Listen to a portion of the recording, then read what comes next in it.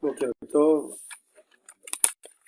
Ce shiur sera pour la réfoua chez les mains de Masouda Bat Esther et Laura Esther Bat Lisa Emmanuel et Dvir Nissim Ben Shir Alea et Esther Shana Bat Nesodi et tous les Chayalim blessés.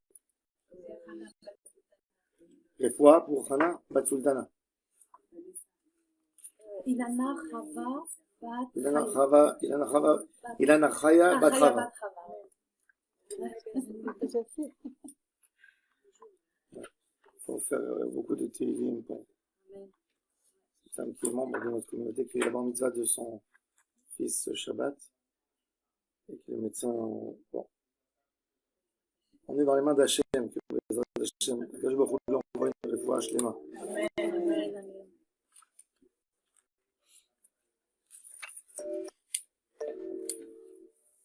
On est dans la partie du Korban Atamid. On a dit que les Odul Hashem Kirou Bishmo, c'était des versets que les Kohanim disaient quand on amenait les Korbanot. Il y avait une partie dans le sacrifice du matin, et il y avait une deuxième partie qu'on disait pendant le sacrifice de l'après-midi.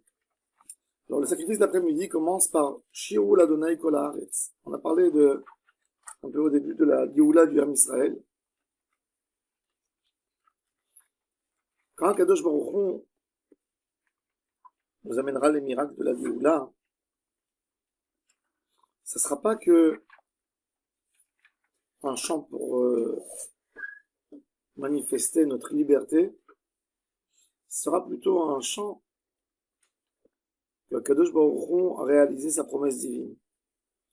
Ça montre qu'une promesse, elle a une valeur même après 2000 ans.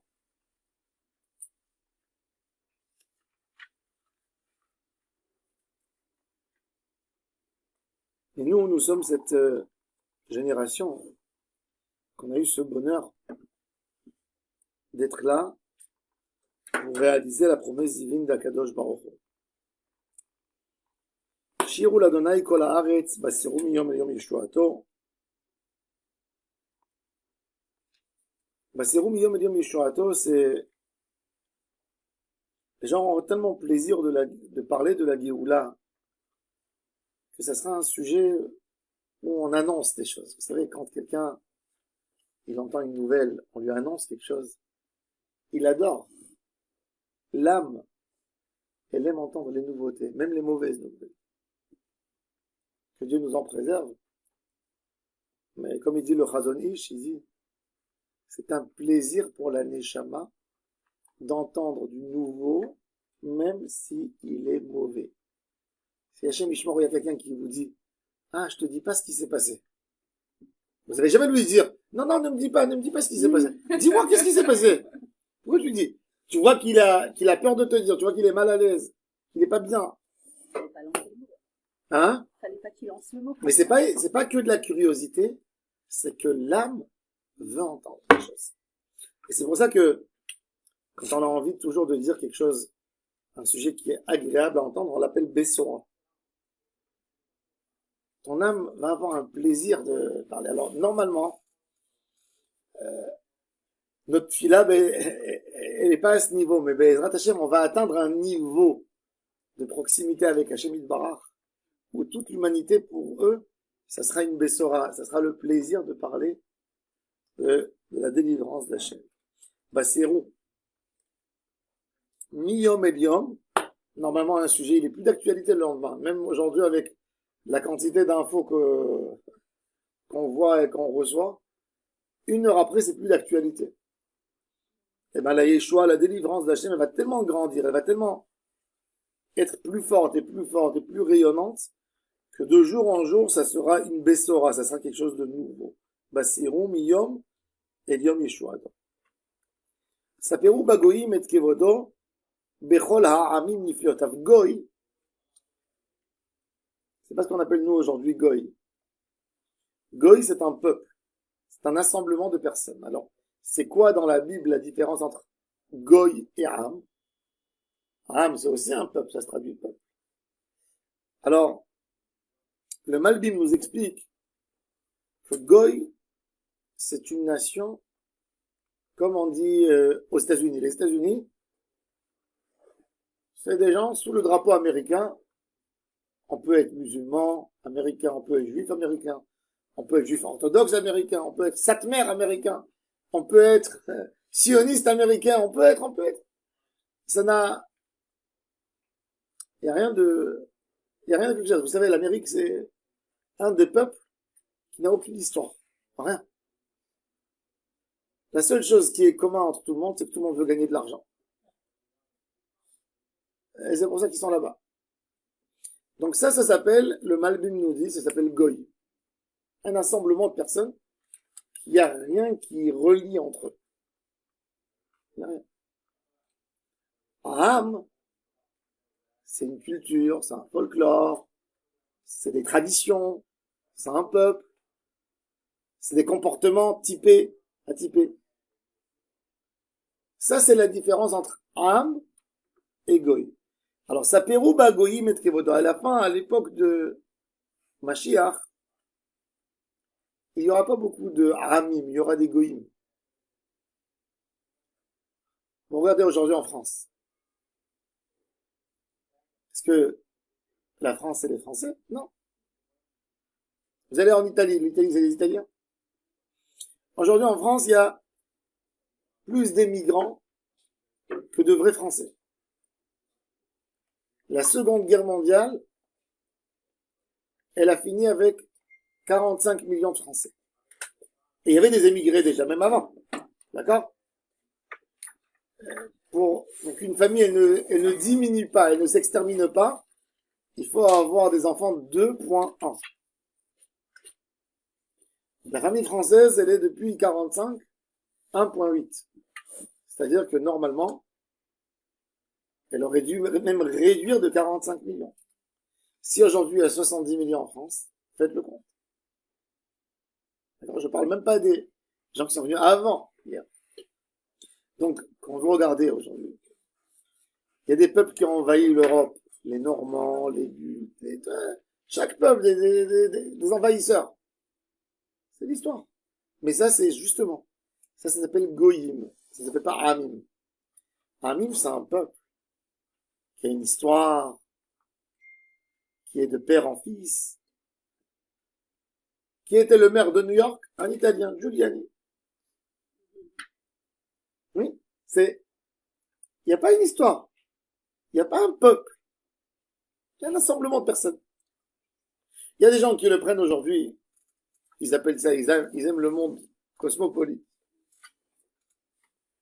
Mais on perd avec ça, ça détruit toutes les traditions. Il n'y a plus d'héritage spirituel, il n'y a plus de vraie culture. Et aujourd'hui, justement, le problème des nations goy, c'est que les enfants n'appartiennent à rien du tout. Pourquoi il y a tellement de personnes en France qui se convertissent en Europe, qui se convertissent à l'islam? Parce que l'islam est très radical. Et quand quelqu'un se convertit à l'islam, il sent qu'il appartient à quelque chose, qu'il engage dans quelque chose. Alors, ils veulent pas le judaïsme, mais il est atypé, il ressemble à quelque chose, les hommes veulent appartenir à quelque chose. Mais vers la fin des temps, ça sera Saperu Bagoim et Kivodo, Bechol Aramim Nifleotav. Ki Gadol Adonai Umuhulal Meod. Venora ou Alkol Elohim. Mais pourquoi Kadosh Baruch Hu fait ça? Qu'avant la Géoula, il n'y aura pas de vrai peuple. Pour que ça sera plus facile pour l'humanité d'adopter le chemin de la Torah.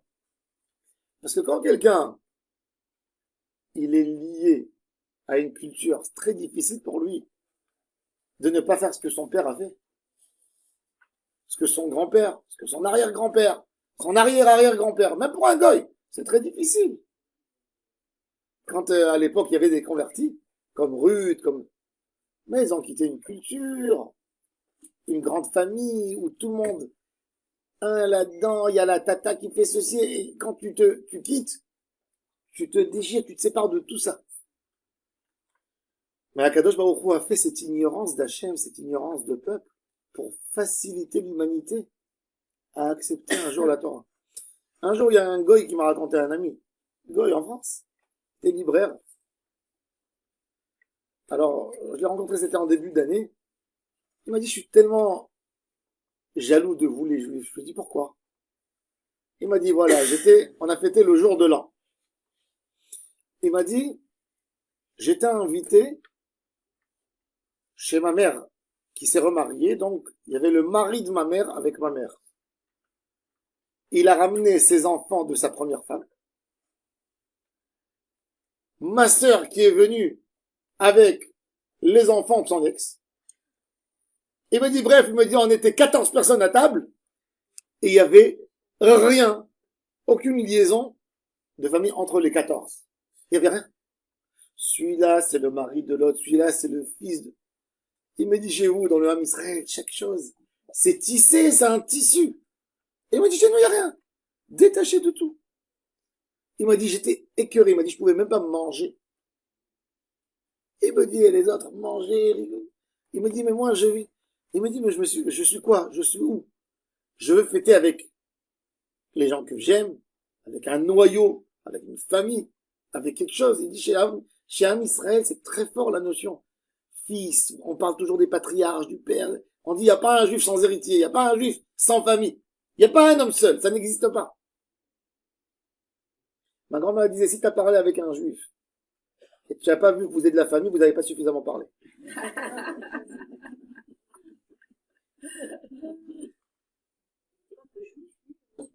Ouais, je sais pas, mais il avait très mal. Et il m'a dit, je sens une douleur. Il m'a dit, je sens une douleur. Mais c'est exactement ça, ce vide. Il est commun aujourd'hui dans tous les pays de l'Occident. Tous les pays de l'Occident. Malheureusement, il y a des minorités à Tel Aviv qui veulent faire ça. Avec un comportement détaché, éloigné, mais attaché, ça marche pas parce que le Ham Israël comprend à quel point c'est important. C'est pour ça que chez nous, quand il y a eu la guerre, vous avez vu comment les gens se sont donnés un pour l'autre, parce que c'est en nous, le sujet de la famille, il est très fort.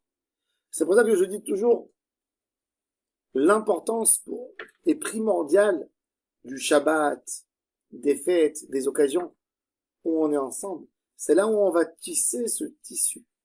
C'est là où on va créer les liens extraordinaires entre frères et sœurs. C'est là où on va faire ce lien particulier qu'il y a, que l'homme n'est pas détaché.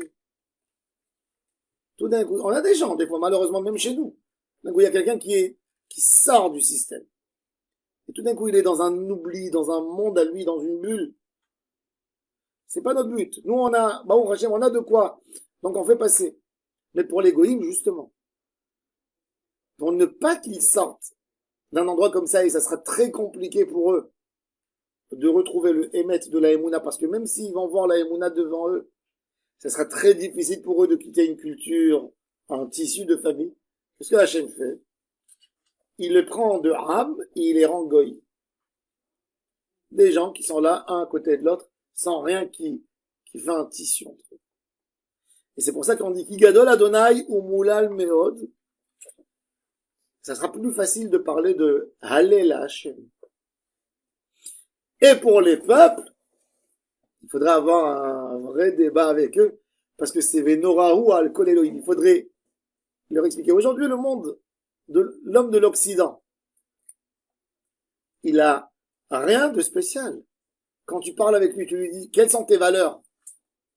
Ces valeurs sont des valeurs universelles.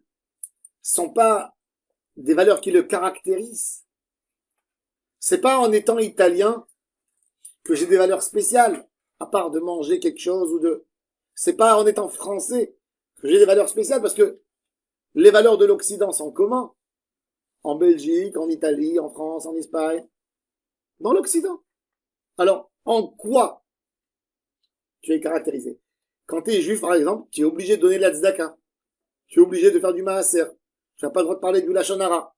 C'est des valeurs particulières. Mais tu peux être un juif avec les valeurs de l'Occident, rajoute à ça ce qui te caractérise. C'est pour ça d'ailleurs que nous tous, on est vexés quand on nous dit juif, mais il faut être fier. C'est-à-dire que même lui, il a compris que j'ai quelque chose en plus que lui. Quand le goy me traite de juif, juif, me pointe du doigt juif, c'est-à-dire qu'il comprend que je suis pas comme lui. Même si quelqu'un n'a pas de kippa, même si quelqu'un il se comporte malheureusement, mais le gars il dit il y a quelque chose en lui que bon, il se comporte comme nous tous, mais il a quelque chose, il n'est pas commun avec nous. Mais c'est exactement ça. C'est parce qu'on a des valeurs extraordinaires. Alors avec les amim, ceux qui ont des valeurs, certaines valeurs, il faudrait ouvrir un débat avec eux. Qui est le Dieu plus fort, plus puissant, plus important? Et là, et c'est pour ça que David Amelech, il partage les choses. Il dit qu'il gadol Adonai ou moulal meod. Ça, c'est par rapport aux Occidentaux qui n'ont que des valeurs universelles. Ils n'ont rien entre eux. Alors, c'est facile pour eux. Ça sera beaucoup plus facile de découvrir Hachem. Le vrai débat sera avec les petits peuples. Que eux, ils ont une culture. Oui, ils ont gardé leur culture 2000 ans. C'est pour ça qu'on a à la fin des temps, il va y avoir beaucoup de guerres dans le monde. Qui vont faire quoi? Des rescapés, des réfugiés. Des gens qui vont sortir de leur histoire. Et puis, ça sera plus facile pour eux. Kadosh Baruch Hu fait que le monde entier, celui qui regarde avec des yeux, avec une perspective, il voit le monde, il voit ce que Kadosh Baruch Hu est en train de faire dans le monde entier, comment les populations bougent. Internet aujourd'hui, c'est fait pour bouffer le monde, pour faire une langue universelle. Aujourd'hui, vous avez un djinn qui sort, il plaît aux gens dans un pays, ben il est copié dans le monde entier.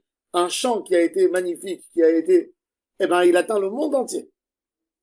C'est-à-dire que les gens doucement, doucement perdent leurs caractéristiques et deviennent quelque chose de global. Aujourd'hui, vous faites un TikTok en Israël, vous influencez quelqu'un en Chine. Et doucement, doucement, et c'est là que un message clair de la Emouna pourra éclairer le monde entier. La Géoula, quand on voit la vision du Mashiach, qui est Kra et la Hamim Safa Beroura, que la Kadosh Baruch Hu fera un appel au monde entier. Aujourd'hui, rien qu'on le comprend. Pourquoi la Géoula n'a pas pu avoir lieu avant? Quand il y avait, imaginez-vous, il y a 150 ans. 150 ans. Où il y a tellement de principautés, de petits pays, des ethnies, des groupes. Comment tu peux prendre tout cela avec un message de Mashiach et arriver? D'abord, il faut qu'ils perdent tous leurs problèmes qu'ils ont. Et là, on voit. Et justement, et quand on voit ce qui se passe aujourd'hui, on voit comment la Géoula commence à éclairer.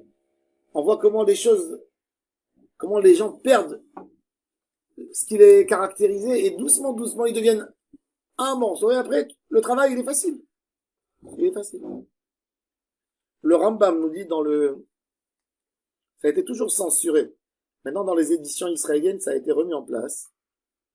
Le Rambam dit que même Jésus et Mahomet ont un rôle dans la Géoula. C'est difficile, d'écouter ça, mais il dit pourquoi? Parce qu'il dit, Mahomet est parti, il a pris qui? Des païens en Arabie, des gens qui sacrifiaient leurs enfants. Et il leur a dit, croyez dans un seul Dieu. En Europe, avant Jésus, c'était quoi? Des païens, des ignorants. On leur a donné un cadre, une idée. Doucement, doucement, ils ont abandonné leur idée, ils sont tous rentrés dans un cadre général. Alors aujourd'hui, le message, il est beaucoup plus facile. J'ai une idée à débattre, à prouver qu'elle est fausse. Et c'est où c'est? Et j'ai terminé. Tandis que si tu avais 50 000 théories, comment tu fais maintenant? Le travail du Mashiach, il est beaucoup plus compliqué. Et c'est ce qu'il nous dit David Amelech Gadol Adonai Umulal Meod. Ensuite, Venoraou Alkol Elohim. Kikol Elohe Ha'amim Elilim. Akadosh Baruch Hu, quand il nous a fait le libre arbitre, il nous a donné aussi des choses qui nous cassent la Emouna d'un côté, mais pour bien doser le libre arbitre. Si on voyait que quelqu'un qui fait une mitzvah, il est récompensé du ciel tout de suite. Et quelqu'un qui fait une avéra est récompensé tout de suite, une mauvaise récompense. On n'aurait jamais fait une avéra. Akadosh Baruch Hu, pour donner un juste équilibre pour le libre arbitre, ben il donne de la force à la Toum'a même. Des fois, on peut voir des idolâtres qui peuvent faire des miracles. Ça existe. Bilam faisait des miracles. Paro faisait des miracles. C'était quelque chose que tout le monde admirait. Quand vous voyez la grandeur de l'Égypte à l'époque, vous ne pouvez pas ne pas être fasciné par cette grandeur. Il y a 3800 ans, la pyramide de Gizeh. Quelle puissance. Et avec leur magie noire et avec des choses qu'ils faisaient, ils faisaient des choses incroyables. Et Akadosh Baruch Hu ne les a pas punis. Il a laissé ça. Et justement. Parce que si j'aurais vu que les autres sont des païens, des ignorants, ils n'ont rien du tout. Alors moi, qu'est-ce que j'ai? Vous savez, un des problèmes des Juifs du Maghreb, c'est que quand ils étaient au Maroc, en Algérie, en Tunisie, l'écart entre le simple Juif et l'homme normal du pays était tellement loin, c'était un écart tellement grand. Le Juif savait lire. Il n'y avait pas un Juif qui savait pas lire et écrire. Il savait lire, il savait écrire. Il allait à la synagogue, il parlait, il étudiait, il entendait un drache. Quand il voyait l'autre, c'était tous des agriculteurs, des gens qui savaient ni lire, ni écrire, ni rien du tout. Alors l'écart, il était naturel. C'est pour ça qu'il n'y avait pas d'assimilation dans ces pays arabes. Mais quand ces Juifs sont arrivés en France, et tout d'un coup ils ont vu de la culture, et tout d'un coup ils ont vu que tous les voisins parlent bien dans l'immeuble, et que tout le monde sait lire, et tout le monde sait écrire, et il y a des acteurs, et il y a des écrivains, ils ont adoré. Et hop, ils ont lâché. Ils ont lâché. Et c'est pour ça que le travail est dur, mais ça c'est le libre arbitre. Et c'est pour ça que malheureusement, quand il n'y avait pas d'assimilation il y a 100 ans, au Maghreb, quand vous prenez ces gens qui sont venus du Maghreb, vous voyez malheureusement les familles, etc., vous voyez la catastrophe. Mais tout ça, c'est peut-être le Nisayon d'Hachem, oui. Hachem veut nous tester. C'est facile d'habiter dans une jungle et de ne pas devenir un animal. C'est facile. Va habiter entre des gens cultivés, des gens qui ont... Quand j'étais enfant, il y avait une série de livres que Chabad éditait, des Sipouré Tzadikim, avec des beaux dessins. Et ma mère ne nous laissait pas faire rentrer ces livres à la maison. Elle voulait pas. Et elle nous disait, non, quand j'ai eu 12, 13 ans, j'allais chez mes amis, ils avaient tous ces livres. Ces petits livres, vous vous souvenez les petits livres là, avec les cartons. Elle me disait, j'ai horreur de ces livres parce que ils dessinent toujours les goy avec une tête mauvaise, pas belle. Il y a des dessins. Je peux vous montrer après, je vous montrerai. Il y a ici plusieurs, je pense. Toujours, ils ressemblent ou à un porc, ou à un chien, ou à un chat dans leur visage. Et le juif, il est beau, il est magnifique. Et ma mère me disait, mais c'est une horreur. Déjà, tu éduques mal tes enfants, parce que ton fils, il est sûr que le goy, il doit avoir une queue, comme que les antisémites pensent. Alors le jour où il va rencontrer un bon goy, il y a cette barrière, il n'y a plus cette barrière qui existe. Il faut que tu lui expliques pourquoi ton chemin de Torah, il est bon. Pas essayer de rabaisser l'autre en faisant un mauvais dessin, une illusion. Ce qu'on a passé justement, c'est quelque part, c'est ça, même aujourd'hui dans le monde riloni. Les valeurs qu'on doit expliquer et inculquer à nos enfants, on n'a pas besoin de rabaisser quelqu'un. On n'a pas besoin de dire que le monde riloni, il est moche. On a besoin d'expliquer, mais chorma, ça prendra plus de temps.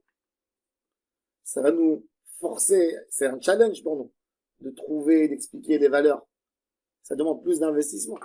Mais c'est là où tu expliques. Toi, tu dis à quelqu'un, ah, c'est tellement moche. Pour toi, c'est moche. Quand tu vas grandir, il va dire, c'est pas moche pour moi. Faut que tu lui expliques d'une manière logique les résultats. Après, la vie, c'est compliqué à expliquer. Mais là, ça tient. Kol Elohei ha'amim elilim b'Adonai shamayim masa. Quand on voit comment on peut répondre au peuple qui nous parle de puissance, de grandeur, de Dieu. Il y a des gens ils vous expliquent, vous allez parler, vous allez discuter avec un homme de l'Asie, il va vous dire que Bouddha c'est très puissant. Croyez-moi, ils ont des théories. Ils vont vous expliquer des choses. Ça nous fait rire parce qu'on est tellement loin de ça.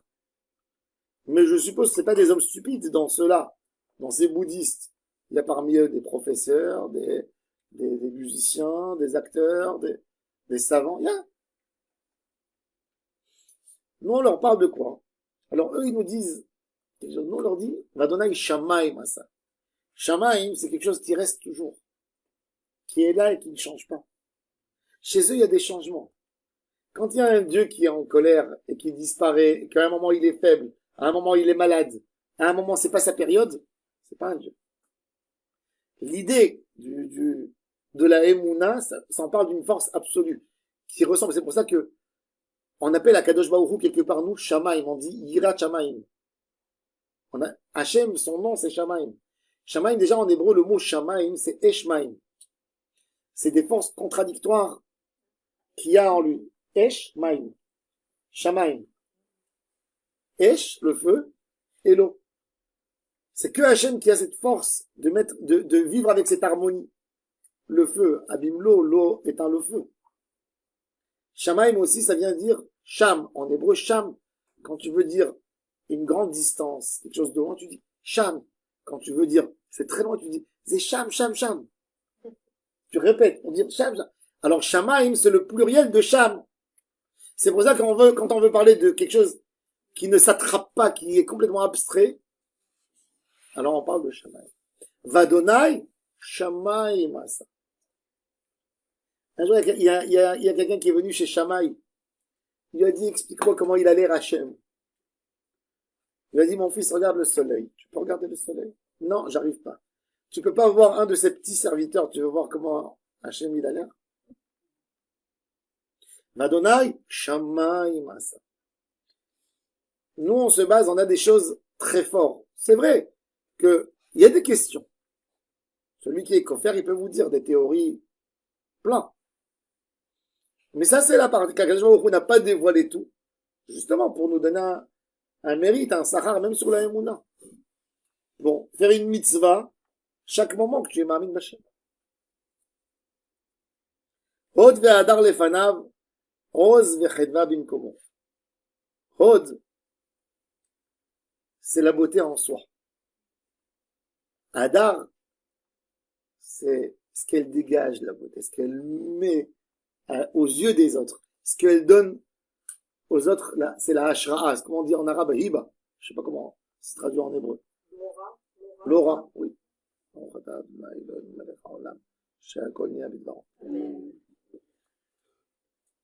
Oz bechedva bimkomo. Akadosh Baruch Hu, une des choses qu'on a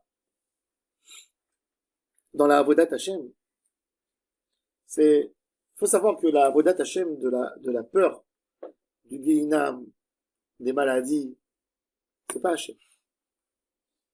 Hachem, c'est la joie. C'est la simcha. Un homme n'a pas à servir Hachem. Ah, si je vais manger ça, je vais aller en enfer. Ah, si j'ai profané Shabbat, il va y avoir une grosse maladie qui va venir. Chas v'shalom. C'est pas ça le tachlit de la Avodat Hashem. C'est très païen. Quand vous avez envie de faire peur à quelqu'un, et vous n'avez pas le temps pour expliquer, qu'est-ce que vous faites? Vous faites une grosse menace, vous dites, tu vas mourir. T'as pas besoin après, maintenant tu vas lui expliquer pendant une demi-heure, non, tu sais, il va te dire, non, mais moi j'aime bien. Et tu vas lui expliquer encore. Alors qu'est-ce que tu fais? Tu donnes une phrase menaçante, tu le perturbes un peu, et ça tient pendant 2 semaines, 3 semaines, après il faut chercher quelque chose d'autre. C'est comme ça, malheureusement. Mais même dans l'éducation, on tombe tous dans ce piège. Parce que toujours, qu'est-ce qu'on a envie de faire? On n'a pas envie d'affronter, on n'a pas envie d'avoir un challenge. Alors, on fait sortir notre arme secrète. On tire très très fort parce qu'on est influencé par la médecine d'aujourd'hui, qu'un mal de tête, on le guérit avec un acamol en une demi-heure, tout va bien. On a des maux de ventre, alors un petit cachet, tout ira bien. Et on pense que la vie, tout est instantané, ça doit se faire tout de suite. Alors, parce qu'on a envie d'obtenir un résultat très très vite, on fait sortir les canons pour soigner quelque chose de tout petit. Parce qu'on n'a pas cette capacité de s'asseoir, d'avoir de la patience, de comprendre que de l'éducation d'un enfant, ça s'éduque pendant 20 ans. Il va y avoir des échecs, on va rigoler, on va reprendre, on va caresser. Et après, à un moment, eh ben, il va retrouver le bon chemin, Bezrat Hashem. Alors qu'est-ce qu'on fait? Mais l'enfant, c'est un échama, il n'est pas capable de recevoir ça. Lui, il n'est pas idiot. On lui dit sur des choses qui sont moutards, on lui dit que c'est assourd, rien que pour ne pas qu'il ose à le faire. Pour ne pas qu'il s'approche et qu'il teste. Alors on dit non, c'est assourd. Tu peux m'expliquer en quoi c'est assourd? On a tous ça, en nous. Et ça, Kadosh Baruch Hu n'aime pas. Ça, c'est la faute de Adam Arishon avec Chava.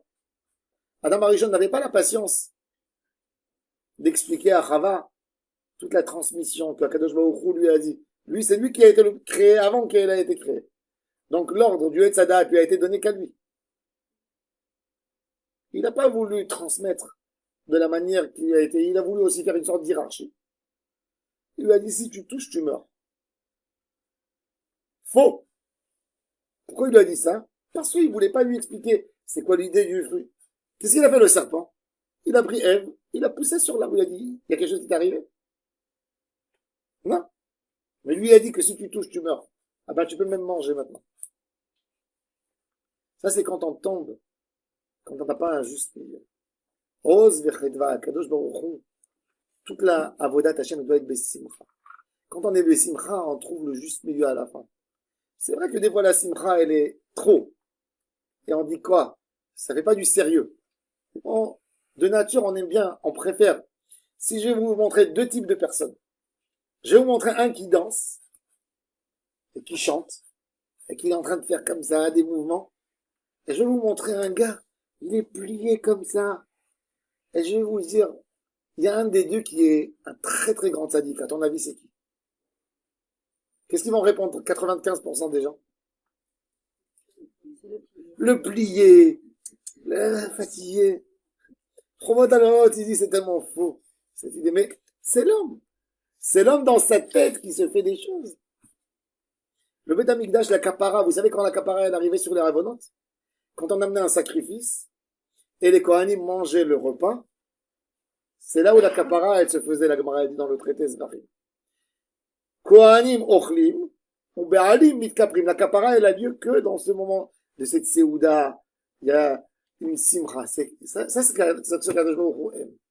Rose, chedva, une force. Éduquer avec force, c'est sans menace. Tout le inyan de la émouna, de la transmission, c'est de donner à nos enfants une éducation sereine. Où l'enfant de lui-même, il est sûr de lui. Il va faire des bêtises, c'est sûr. C'est normal qu'il va faire des bêtises. Mais il veut tester. Il veut goûter la vie. Il veut affronter. C'est comme ça. C'est humain. Tu es mieux qu'Adam Arishon? Qu'est-ce que tu crois? Que quoi? Que tu vas être épargné? Tu ne seras pas épargné. Un homme, c'est un homme. Il a besoin. Pas avoir peur. Faut affronter. Quand vous avez un enfant, il vient avec une crise à la maison. Faut pas avoir peur. Faut être à côté de lui. Même si vous ne savez pas maintenant. Vous savez pas, vous trouvez pas les bons en vous. Vous avez besoin de se concentrer. Donc, qu'est-ce que vous êtes là pour lui donner? Vous êtes obligé de le rassurer qu'il est aimé. Ne pas faire l'erreur que beaucoup de gens font, que même nous, on a fait. Si tu fais ça, t'es pas mon fils. Ça, c'est une erreur fatale. Tu es mon fils et je t'aime toujours. Donc, si tu veux discuter, moi, ça me fait mal au cœur parce que moi, j'ai eu ton expérience et je pense que ça, c'est pas bon. Je peux te raconter de mon expérience, je peux te raconter de ce que j'ai vu, je peux te raconter de mon vécu, je peux te raconter de ce que de beaucoup de choses. Et là, l'enfant, il peut écouter. Une éducation, une avodat Hashem, c'est rose, c'est avec une force, une stabilité. Pas dans un moment. Quand on est déstabilisé, on a peur, dans la relation avec Hashem, on a un problème. Adonai ose les hamo iten. La Gemara, elle dit, en ose et la Torah. Ose, c'est quoi? C'est une force. Est-ce que Akadosh Baruch Hu t'a donné la Torah pour te déstabiliser? Il y a des gens au début de leur tchouva, ils ont peur que tout ce qu'ils font n'est pas bien. Et après, ils se trompent avec les enfants. Ils ont envie de rattraper leur passé en transmettant aux enfants. Donc ils prennent les enfants, ils sont trop rigoureux avec leurs enfants. Et l'enfant, le pauvre, c'est un rescapé de la Shoah, cet enfant. Il vit dans un camp de concentration. Ben oui. Le papa, sans se rendre compte, il est exécuteur, il est même pas un père.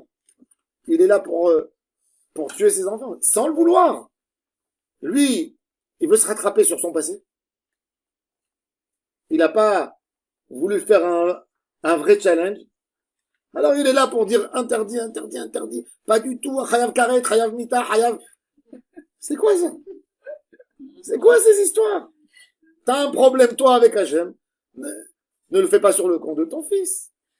Éduque-le d'une bonne manière. J'ai connu un rave, Ronald Uraha, très sympa, américain. Il s'appelait le Rav Froman de Tkoa. Très, comme ça, Karl Libach un peu, Rav Kook, il habitait au Gush Etzion. Il a un enfant, il avait tout lâché. Tout. Il est parti habiter à Tel Aviv. Une horreur. Où il était. Et le père l'appelait tous les matins pour qu'il se lève au travail, parce que l'enfant fumait, etc. Et le père l'appelait gentiment vers 8 heures du matin pour lui dire tous les matins, mon fils, je t'aime. T'as bien dormi la nuit, t'as fait des beaux rêves. Bon, mon fils, la fin de Zman Kriyat Shema, c'est 10h15, aujourd'hui. Et l'enfant, il éclate de rire chaque matin, il dit assez. Ben, cet enfant, ce monsieur, il avait 11 ou 12 enfants, c'est l'enfant le plus religieux aujourd'hui. De tous. Parce que le père, il était chacham. Il était chacham. La chose la plus importante, c'est donne à ton fils une stabilité, donne à toi-même une stabilité dans ta avodat Hashem. Ose vechedva bimkom. Vous savez, les églises, pour faire peur les croyants, il y avait des dessins d'horreur, il y avait des hauteurs, c'était sombre. Allez même dans les synagogues en Italie, qui ont été très influencées par l'église, vous rentrez dans la synagogue, vous sentez aucun sentiment de Kedusha. Vous sentez une admiration à la culture. Vous rentrez, vous voyez un haut plafond. C'était tout le système, voilà, c'est juste beau, tu vois l'architecture. Tu dis, waouh, ce qu'ils ont mis. Mais c'est pas accueillant. Regardez, vous rentrez ici à la synagogue, c'est accueillant. Vous avez une table blanche, c'est accueillant. Vous avez une chaise chaude, une couleur chaude, une couleur rouge. Il faut que la Torah, elle soit accueillante. Il faut qu'on soit accueillant. Qu'on fasse rien du tout qui est là pour faire peur, pour donner une impression. C'est pour ça qu'Akadosh Baruch Hu nous dit, qu'est-ce qu'il nous dit Akadosh Baruch Hu? Dans les Aseret HaDibrot, Lota Aselecha Kol Pesel Vekol Temuna, ne me donne pas une image. Ne fais pas de moi un dragon. Ne fais pas de moi quelque chose d'énorme. J'ai pas envie. J'ai envie que l'homme me découvre dans ses capacités. N'essaye pas de créer une image chez quelqu'un, c'est qui Hachem. Laisse-le découvrir Hachem tout seul. Ça, c'est notre avodat Hachem. Ça, c'est ce message de Géoula qui va libérer l'humanité de tous ses problèmes. Parce qu'on vit tous des folies. On vit tous des choses qui sont pas réelles. J'ai rien que pour vous expliquer avec ça parce que je suis rentré dans l'éducation, mais pour vous montrer à quel point on fait des choses sans le savoir, que l'humanité a décidé pour nous, et on le fait. Ça a été testé, hein. Aux États-Unis, il y a des chercheurs, ils ont voulu montrer comment un comportement rentre dans l'ADN des hommes. Mais ils ont pris des singes. ils ont pris des singes, ils ont pris 10 singes, et ils leur ont mis un tronc, un grand tronc d'arbre, et ils ont accroché en haut des bananes. Et les singes, ils voient les bananes, ils veulent manger. Donc il y a le premier singe qui grimpe sur l'arbre, sur le tronc pour prendre une banane. Et puis il y a quelqu'un avec un tuyau d'eau chaude, d'eau brûlante, il lui tire de l'eau chaude sur lui. Donc il descend. Il a compris la leçon. Il y a le deuxième qui monte. Et il prend un animal, il faut que tous le sentent sur leur corps, n'est-ce pas? Les 10 ne touchent plus les bananes en haut, ils ne peuvent pas monter, ils voient que c'est intouchable. On fait rentrer un 11e singe. D'accord? Et il grimpe. Et quand il grimpe, on lui verse pas de l'eau chaude sur lui. Sur les 10, prennent de l'eau chaude parce que lui, il est en train de toucher. Qu'est-ce qu'ils ont fait les 10 singes? Ils ont pris le singe, ils ont commencé à le tabasser. Doucement, doucement, ils ont enlevé maintenant, il n'y a plus d'eau. Ils ont enlevé un des 10 qui était avant qui a reçu l'eau chaude sur lui, et ils ont fait rentrer un autre singe, et lui il grimpe, de nouveau il voit une banane, et donc tous lui tombent dessus, le frappent. À la fin, ils ont enlevé tous les 10 singes qui ont reçu de l'eau chaude sur eux. Il y avait plus de singes qui a eu un contact avec l'eau chaude. Et les 10 qui étaient en bas étaient en train de frapper le 11e qui rentre et qui grimpe pour les bananes. C'est-à-dire qu'on fait des choses transmises qui en nous. On fait des choses sans penser. Tout le lien de l'étude de la Torah, c'est que tu commences à goûter, que tu commences à vivre, que tu as cette idée en toi, que tu commences à toucher toi-même qui tu es. Ça sera le message de la Géoula. La Géoula, elle va forcer chacun du monde, de l'humanité, de trouver sa force à lui. Ça, c'est le message. Ça, c'est Mashiach Tzidkenu. Et c'est là où toute l'humanité va se rapprocher à Hashem Yitbarach. Par le rose, par la chedva. Chedva Adonai ma'uzre. Ça amène une simcha. De se concentrer dans ce qu'on fait, dans ce qu'on construit. On va passer à Ilchot Shabbat. On a une des halachot de Shabbat qui s'appelle Nolad, dans le Moukhtse. Nolad, c'est quelque chose qui est comme une naissance. Où on a ça, dans Yom Tov, on a un traité de Ilchot Yom Tov qui commence par une halakha intéressante. À l'époque, tout le monde avait des poules, tout le monde, c'était comme des moshav. T'as une poule à la maison, Yom Tov, hein. Yom Tov, c'est moutarde de cuir. Elle a pendu un œuf, Yom Tov. Cet œuf n'a pas été prévu avant. Betza shenolda beyom tov.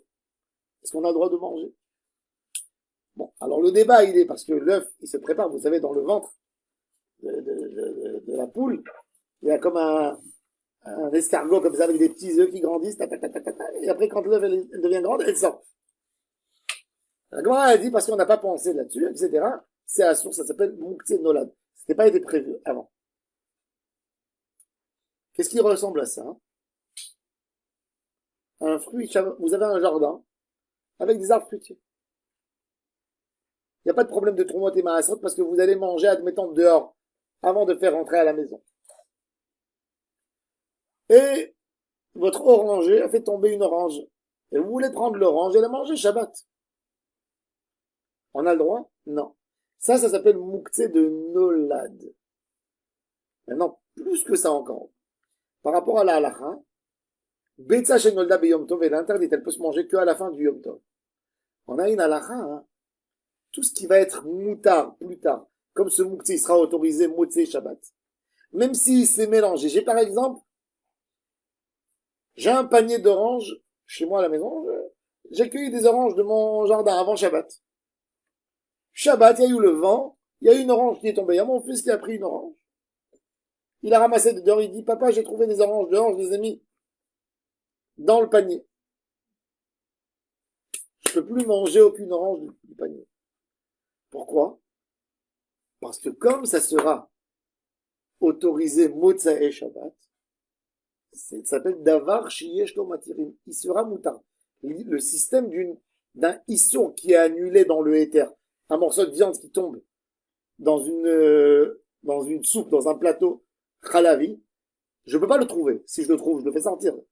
L'idée, c'est que quand tu peux pas comme tu pourras jamais le trouver, eh ben, tant pis. Il est tombé, le système d'un 60e, il fonctionne là.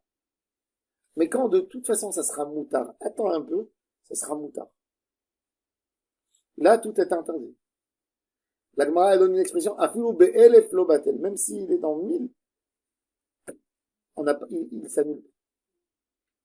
Ça, c'est le mouktsé de Nolad. Du coup, il est mouxé aussi pour les autres Shabbatot d'après. Non, Motsai Shabbat, j'ai le droit de le consommer. Oui, parce qu'il a eu un éther, il devient moutard Motsai Shabbat. Là, un citron et tombe d'arbre, je croyais qu'on pouvait le prendre. Shabbat, non, on peut même pas le déplacer. Il est mouktsé. Ça s'appelle mouktsé, c'est Mechouba. Bon, la Gemara rentre là-dedans. Maintenant, on va parler aussi de mouktsé par la mitzvah. Hanouka, on allume de l'huile, n'est-ce pas? On a allumé, Erev Shabbat, ça a duré ce que ça a duré, ça c'est... Shabbat matin, il me manque de l'huile d'olive dans ma salade. Et je vois que dans les...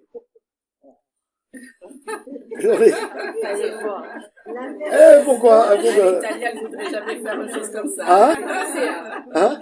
L'Italien ne voudrait jamais faire une chose comme ça. L'huile d'olive, c'est sacré. Il y a de l'huile d'olive, tu as envie de prendre un peu. Tu as envie de mettre sur tes mains, d'accord?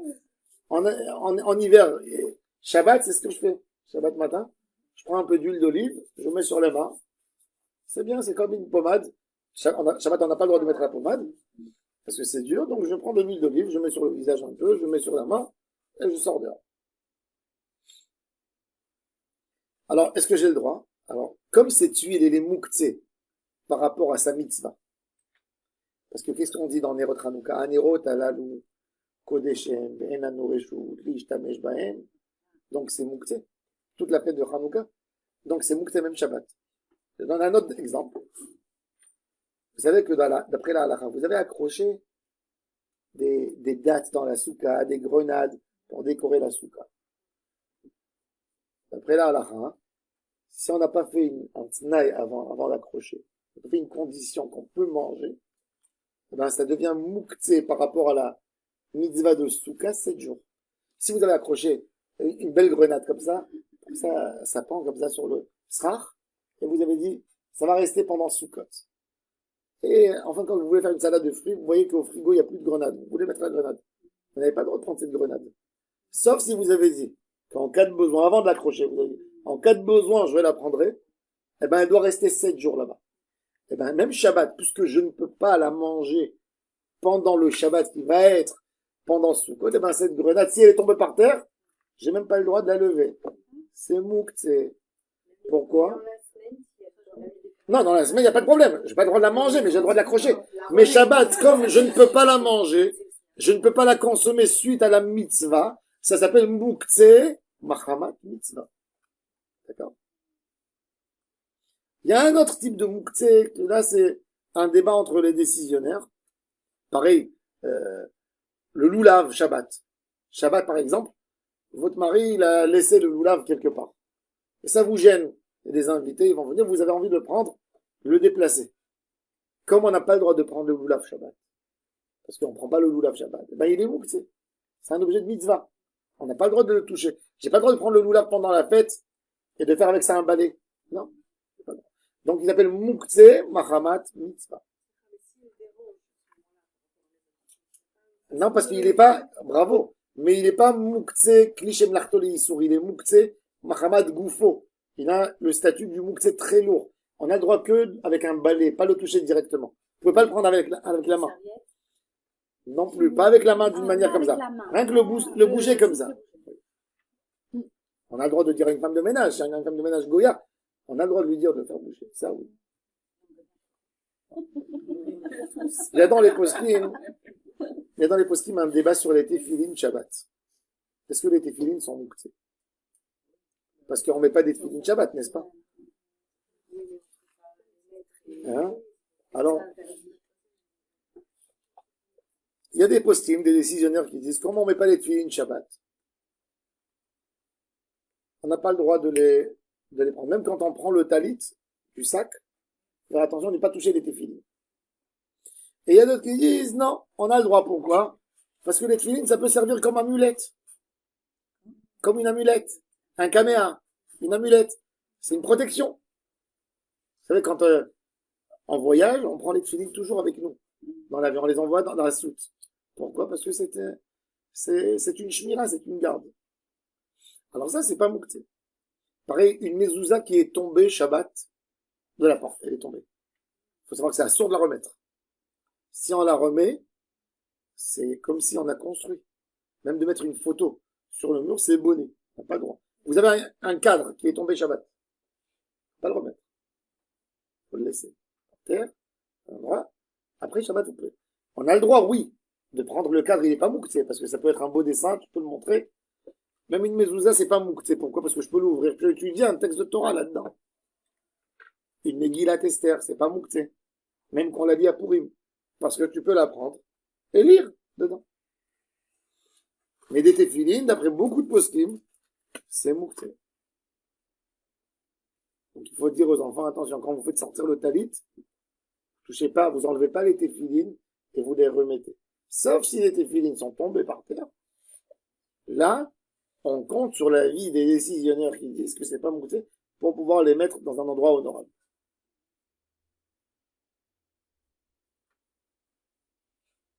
Maintenant,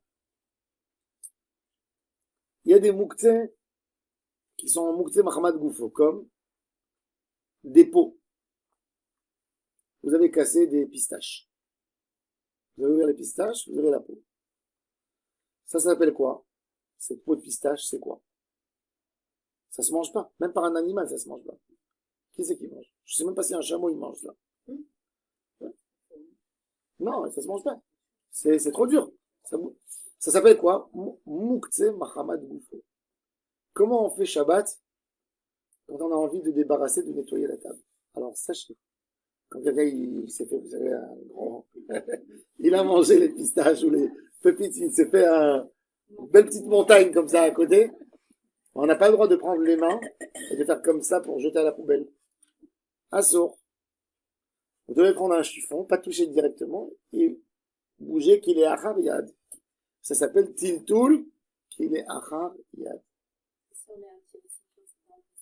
Si vous avez un récipient, le récipient il devient quoi? Moukté? Non. Alors j'allais dire. C'est comme une poubelle, non? Oh, il y a fait il y a un éther spécial. Il y a un éther spécial de nos sages qui s'appelle Giraf Chelrei. Sauf votre respect à l'époque, il y avait des seaux dans les maisons. Des petits seaux. Où les gens faisaient leurs besoins. Ça, on a le droit de le faire sortir de la maison. Chachamim n'ont pas mis leur décret de moukté, même que on fait rien avec ça. Ils n'ont pas mis leur décret de moukté. Pourquoi? Parce que ça dégoûte. Ils ont dit t'as le droit de le prendre et de le vider et de le jeter. Et ben pareil, même une casserole. J'ai une casserole par exemple, j'ai amené un plat à table. Maintenant, qu'est-ce qui reste dans la casserole? Il reste des petites miettes, des choses que je ne veux pas manger. Des choses qui ont tourné un peu. Quelque part, cette nourriture, elle n'est pas comestible. J'ai pas de chat à la maison, j'ai pas de chien. C'est moukté normalement. Malgré tout, on nous dit grave chez une casserole, t'as le droit de la reprendre et de la mettre quelque part, de mettre un peu d'eau pour que ça sente pas mauvais. Tout ça, Chachamim m'a autorisé pour ne pas que notre vie deviendra invivable, Shabbat. Donc ça s'appelle grave chez le c'est motard. Donc, si quelqu'un a mangé des pépites, il a laissé sur l'assiette, j'ai le droit de prendre l'assiette. Parce que je touche pas directement. Et je vide dans la poubelle. J'ai le droit de prendre une nappe. Et de prendre toute la nappe avec tout et de secouer. Pourquoi? Parce que je ne le touche pas directement. Mais j'ai pas le droit de prendre les pots de pistache, par exemple, et de les ramasser. Comme ça. Toujours, ça doit être avec quelque chose, avec une raclette, avec quelque chose, où je vais tirer, je vais les prendre. Sauf s'il y a même des bonnes pistaches avec, là, je peux prendre tout ensemble. Mais s'il y a que des pots qui sont censés arriver à la poubelle, toujours avec l'aide d'un chiffon, d'une raclette, de quelque chose. Si on a un récipient où justement il y a les pistaches fraîches neuves et les écorces à côté, on peut prendre le... De toute façon, on peut le prendre parce qu'il y a des des bonnes pistaches, et on peut le prendre, même si il y avait que des pots, parce que ça s'appelle grave chez le raïs, c'est une casserole avec... Un enfant qui a un mouxé dans la main. Il a pris une voiture électrique dans sa main, un jeu, mouxé, il a un stylo dans la main, il a de la monnaie dans sa main. Est-ce que j'ai le droit de prendre l'enfant sur moi? Parce que l'enfant, il porte dans sa main du mouxé. Alors ça dépend. Dans la halakha, que si l'enfant réclame, je peux le prendre sur moi. Je ne le prends pas sur moi s'il n'a pas réclamé. Parce qu'il a un mouxé dans sa main.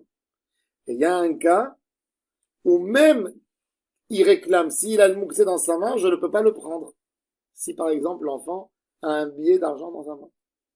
Parce que là, si je vais le prendre et il va faire tomber le billet, je risque de le ramasser. Donc je lui prends la main, je lui dis lâche. Et après je le prends. C'est pas évident. Il faut faire attention dans ça.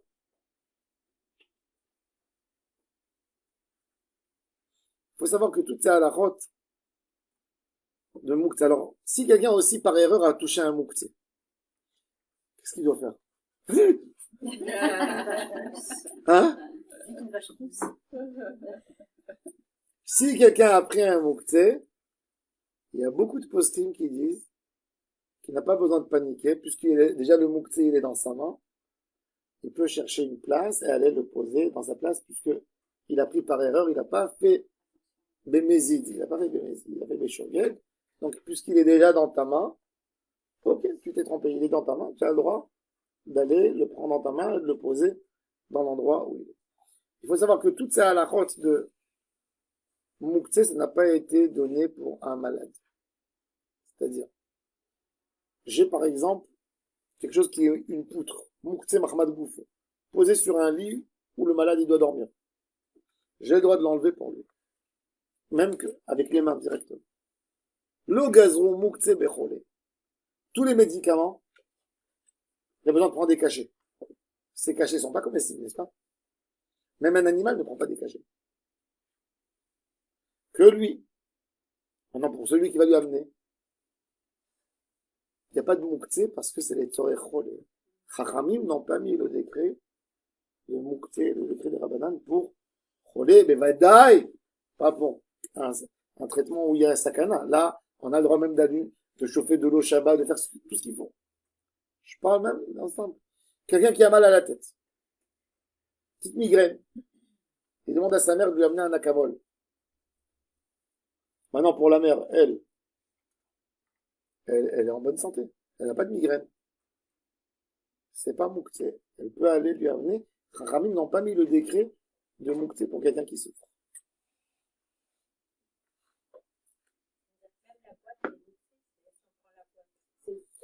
Stam, si vous êtes là en train de faire du rangement, vous avez oublié Erev Shabbat, un médicament sur la table. Il vous gêne. Maintenant, vous êtes en bonne santé, Baruch Hashem. Ben, vous ne touchez pas. C'est pas comestible. C'est comme de la farine. C'est comme un kilo de farine. Comme un kilo de pâte qui n'a pas été cuit. Mais, hein, sauf s'il y a des enfants et on a peur qu'un enfant va toucher, mais vadaï qu'il n'y a pas de problème. Vous avez un enfant, un bébé à la maison, vous avez une pièce par terre, vous la prenez, vous la levez. Vous avez un crayon, il risque de se faire mal, vous prenez, vous avez un verre qui est tombé Shabbat et qui s'est cassé. C'est mouktsé avec. Tu fais rien avec. Mais on a le droit, pour ne pas qu'il y ait quelqu'un qui se blesse. On a le droit de le ramasser. Et si on ne trouve pas un balai, même avec la main, on a le droit. Pour de l'eau, pour ne pas qu'il glisse, mais on n'aura pas le droit de mettre une serpillière pour essorer. À poser, à lever, à mettre une autre. Même une pièce. Même une? Oui. Ah, du moment où oui, quelqu'un peut être endommagé, par un enfant, même s'il y a quelque chose, vous avez de l'huile qui est tombée par terre. Une bouteille d'huile qui s'est cassée. Vous devez essuyer, vous avez le droit de laver aussi. Pour ne pas que chas shalom. Sauf si vous pouvez mettre quelque chose dessus. Prendre une raclette et tirer l'eau. Ah, il a fait mode. Bravo. Alors, quel cachet on a le droit de prendre Shabbat? Il y a des cachets. Est-ce qu'on a le droit de prendre des vitamines? Alors, tout ce qui est, alors, la règle est la suivante. Tout ce qui est ma'achal bri'im, même les gens en bonne santé, ils prennent, on a le droit. J'ai un frère, il enseignait une classe très très dure. Avant de rentrer en classe, il prenait 2 acamol. Avant. C'est pour ne pas avoir mal à la tête, il prenait 2 acamol. Oui. Les gens, après 40 ans aujourd'hui, les médecins recommandent de prendre un cachet d'aspirine tous les soirs. Pour diluer le sang, pour ne pas avoir, chas v'shalom, des AVC, etc. Alors, c'est-à-dire que l'aspirine est devenue une nourriture. Il n'y a pas de mouktsé là-dessus. Parce que même des gens barils peuvent le prendre. Un akamod, c'est jamais mouktsé. L'exemple que j'ai donné, c'est une erreur parce qu'un akamod, tout le monde peut prendre. Vous prenez sans ordonnance. Pour n'importe quoi, on prend. Des vitamines qu'on peut prendre pour renforcer le corps, ça s'appelle pas xéra de troufot. Les troufotes, c'est quelque chose d'autre. C'est pour régler quelque chose. Encore une fois, quand il n'y a pas de sakana. S'il y a sakana, encore une fois, en davar à omed, les fenêtres du corps nevèche. S'il n'y a pas de sakana, s'il n'y a aucune sakana, c'est quelque chose pour, mais c'est un médicament qui est par ordonnance. Ça, on le prend pas, sauf si on a commencé le traitement 3 jours avant Shabbat pour ne pas casser le traitement. On a le droit de continuer. Mais bien sûr que maintenant, en hiver, quand quelqu'un fait une angine, il est parti chez le médecin, il lui a donné une ordonnance, il lui a prescrit un antibiotique, il a commencé à le prendre vendredi, ben il continue même Shabbat. C'est normal. Aujourd'hui, le pikour nefesh s'est étalé. Même qu'il y a des choses dans Shulchan Aruch qui ne dit pas ça. La médecine à l'époque du Shulchan Aruch n'était pas développée. Beaucoup de choses, ils ne savaient pas. Et le Shulchan Aruch, il a tranché d'après la médecine de l'époque. Aujourd'hui, dans n'importe quoi, ça peut, chas v'shalom, faire une inflammation, ça peut faire des choses. Donc on ne joue pas trop. Dès qu'il y a un danger ou quoi que ce soit, aujourd'hui on est Mechalel Shabbat sur un Ever. À l'époque, il n'était pas Mechalel Shabbat sur un membre, par exemple. On va pas Shabbat. Un membre, c'est pas grave. Aujourd'hui, on sait qu'un membre peut propager un danger pour le corps entier. On est Mechalel. Mais encore une fois, dans les médicaments, tout ce qui est fer, acamol, aspirine, vitamine C, ça on a le droit de le prendre même Shabbat. Sans aucun problème. Quand c'est des médicaments qui sont plus sophistiqués et qu'il n'y a pas de danger que pour un bien-être, pour quelque chose, ça on ne prend pas Shabbat. D'accord? Ah, même si on souffre. Non, si on souffre, au point où on est au lit, où on est, Non, on doit, en mot de tête fort. mot de tête, comme je vous ai dit, un acamol aujourd'hui, un acamol c'est plus, Il y en a qui ont d'autres. Oui, Non, mais c'est il y plus a un des migraines médicament. fortes. Oui, Il y a des Migraine forte aussi, on a le droit de d'autres prendre. choses. Une migraine forte, on est au lit. Migraine forte, on est au lit. Donc, on a le droit de prendre. Vaut mieux pas commencer un traitement. Encore une fois, tout ça, c'est quand il n'y a pas de danger. Quand il y a un danger, tout ça n'est pas d'actualité. Bon.